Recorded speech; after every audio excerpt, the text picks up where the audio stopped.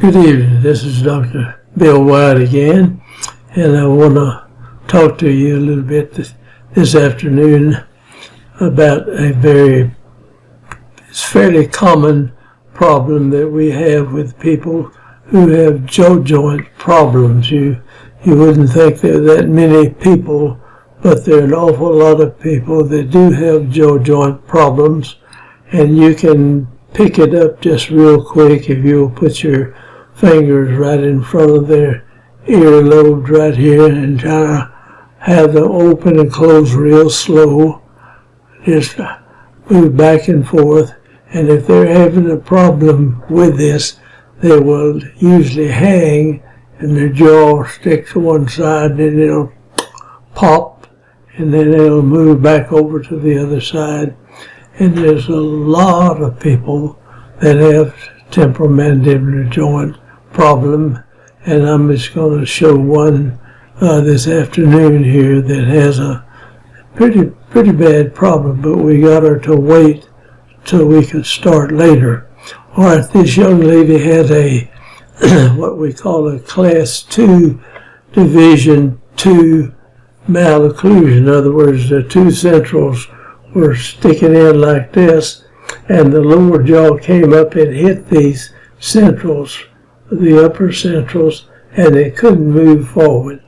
And that crowded the condyles back here into this retrodiscal tissue, and it irritated this tissue something pretty bad. The young lady was having a lot of trouble with it. And we got her to wait, though, until we could go in and correct the problem, and then we put in a splint and all this. So let me get right into the case and show you to start with here. Just a beautiful young lady, but she has this Class 2 Division 2. You see the upper front teeth will tuck back, the laterals will be out over the top of them like this, and the lower jaw can't come out in front of it, and the lower jaw is being pressed back, and the condyles push into this retrodiscal tissue with an excessive amount of force, creating a very irritable position there for this young lady, and it'll get to hurting pretty serious. If you don't think it hurts, you just get one sore. Now, I had one of mine hit in a skiing accident, and brother, I can tell you it hurts when it really does get to hurting. So anyway, let's go in, and some of the pictures are not they're not in focus good, but this is showing you the teeth where the two centrals that are down. I'll show them a little better here in a minute. All right, this is on her models. We just took of course, we made models on everybody we did, and this showed these upper centrals that were down that far. Now you can see a little tip of the lower teeth down in here, but that's all. And then these teeth were angled back. You'll see it at a better angle here in just a minute. They were tilted back in this way, and that's just a typical Class 2 Division 2 type problem, and you don't take any teeth out on people like that for sure, because you really don't want to take them out. All right, we go in. Now I'm going to take a picture of the models from the back side. In other words, here are the upper front teeth right up in here, and these are the lower front teeth right here. They come up this far on the upper, and this butts into these lower front teeth and does not let the jaw move in a forward direction where it should be able to move.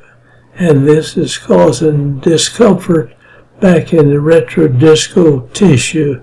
And I don't know how many thousand times I've said that, But that's what you have to kind of understand what's going on here. So anyway, that's taking place right here.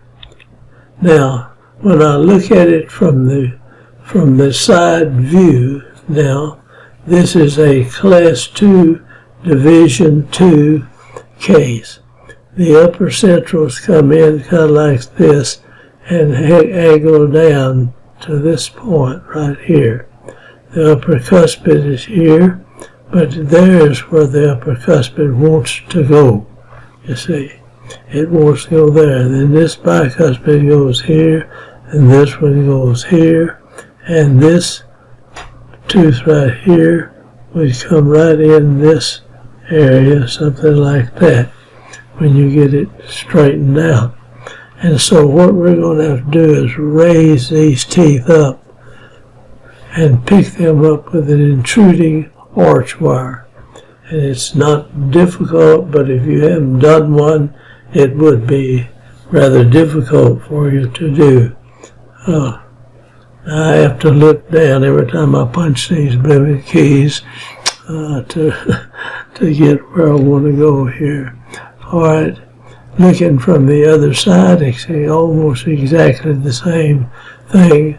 These are the upper centrals, the roots are up in here and headed back here, and the lower front teeth are butting into this right in that area. Now the lower jaw wants to move in a forward direction, but every time you chew it pushes it back here, so it cannot move out there. And so this takes the condyle that's back up in here somewhere, and it's pushing up against this retrodiscal tissue with a lot of force, and this young lady has a considerable amount of pain up there. So that's what we know by talking to her and putting my fingers up here, feeling the jaw joint. I can tell exactly where the pain is coming from, and boy, you just get close to it and they will jump. I mean, it hurts. It really does hurt. Okay, so we'll go on from there. I don't need to take up all that much time. Now, when you look straight down on the case, the upper centrals come across here and the laterals are sticking out like that. And your lower front teeth fit right up in this area, and they can't come forward, and that keeps the jaw back, and that pushes the condyle of the lower jaw. Both condyles are back further than they should be, and they press into this retrodiscal tissue, and this is hurting this young lady. And so we have to pick up from that point. Now this is 1987. The lower teeth are lined up. They look perfectly fine. You just look in here, but the bite is closed and everything, but they look quite good. Now, looking at the anterior part, here's your upper front teeth down here. They're leaning back now, and these are leaning out this way. And these two teeth, the two centrals, catch these four anterior teeth right here, and do not let the jaw come in a forward direction. This crowds the condyle back here on the retrodiscal tissue and causes it to be irritated and painful, and that's the thing in a nutshell. If you want to put it in a nutshell. And anyway, they go to the next picture right here, and this is down, and you just barely see the lower anterior teeth back there. All right, we'll go through. Now here again is what we put on there the first day. I talked to the young lady, and the pain wasn't so severe that she couldn't let us work on the teeth just a little bit. And so on December the 28th, 1987, we started working on her. And at that point, I just came across with a flexible wire and tucked it into these teeth, came out like that. And then I took this intruding arch wire that comes in from up above, bowed it down and hooked it to, this is a chain elastic here, and started picking up on those teeth. And that was on December the 28th when we started doing this. Okay, I'm gonna erase that and go. So here this is before we put anything on there at all. The upper central was here, the lateral was out here. And we're going to try to work on that at that position and get to kind of relieve the pain and then start on with the splint. So here we go. The lower anterior again is lined up quite good. Now, this is the thing that does the work. In other words, this flexible wire in here goes up and down and comes on around like this, and then goes in and back in here. Now this intruding wire, and don't pay attention to this little deal like that just something we shorten the wire with right there.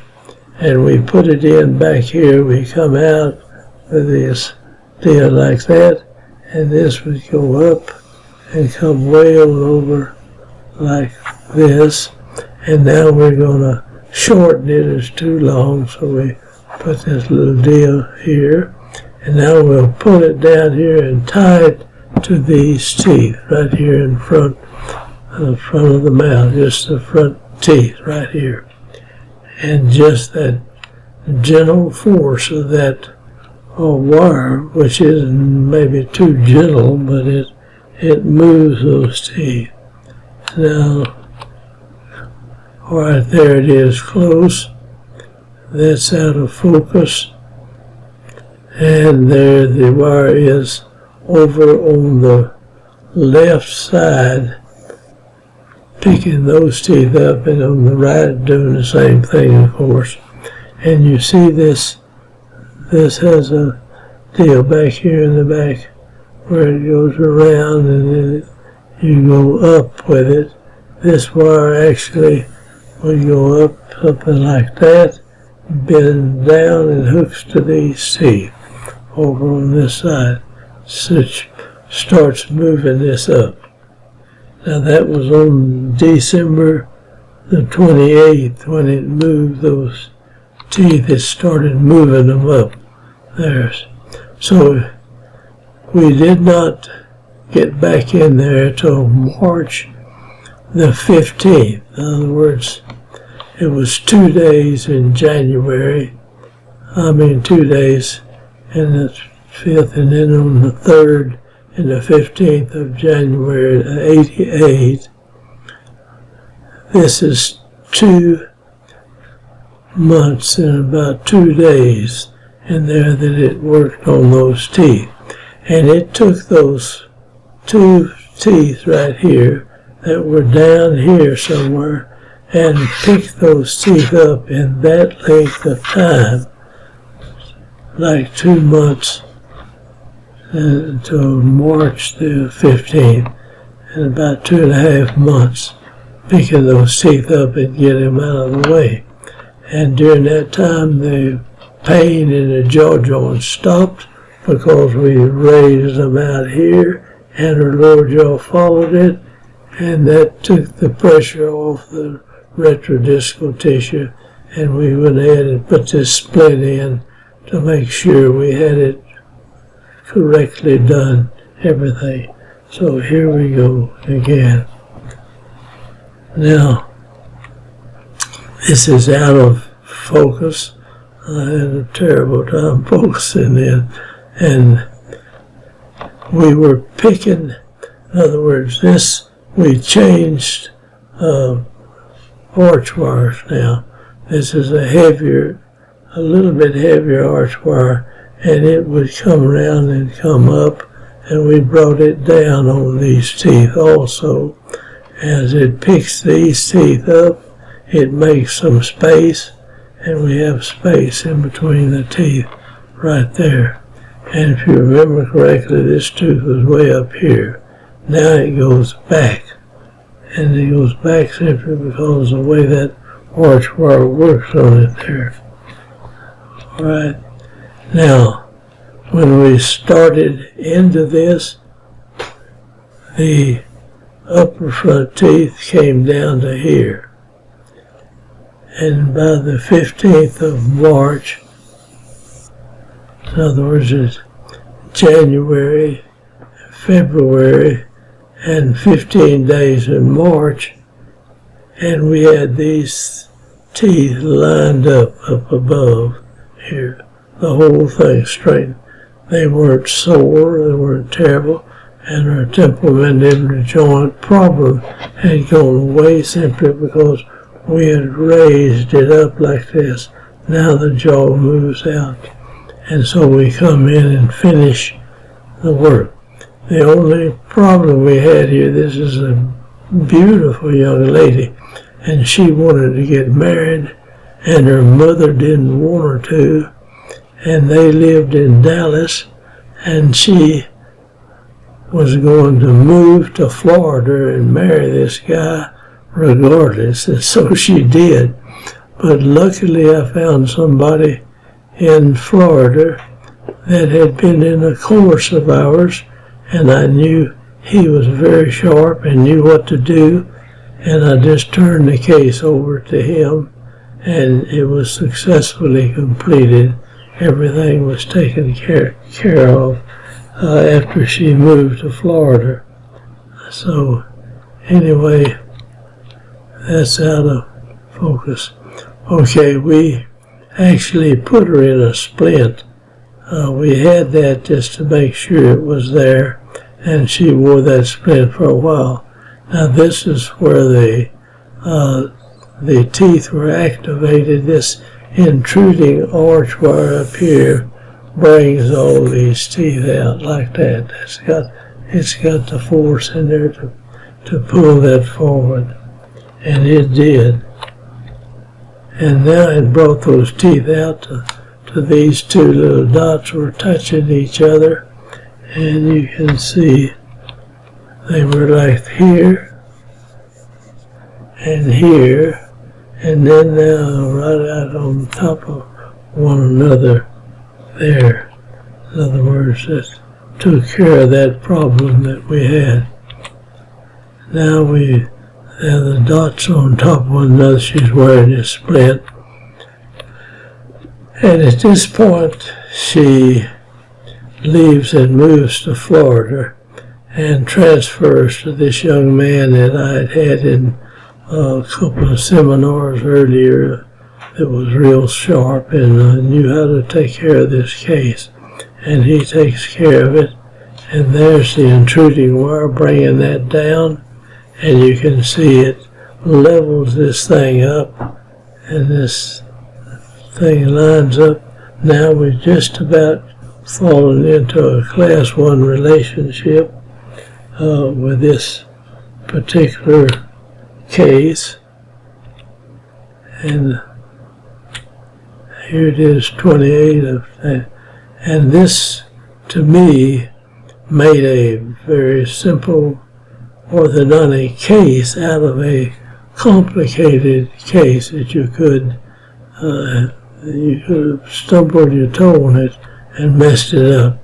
And here is the young lady that finished up when she moved away to get married and live with her husband. And she's absolutely a gorgeous person, even though she's got a Class 2 Division 2 case. So I want to thank you for watching, and I'm going to close this out now, and hope that you got something from this case. There's a lot of stuff to learn in learning how to deal with the temporomandibular joint, and so I'm going to stop this right here.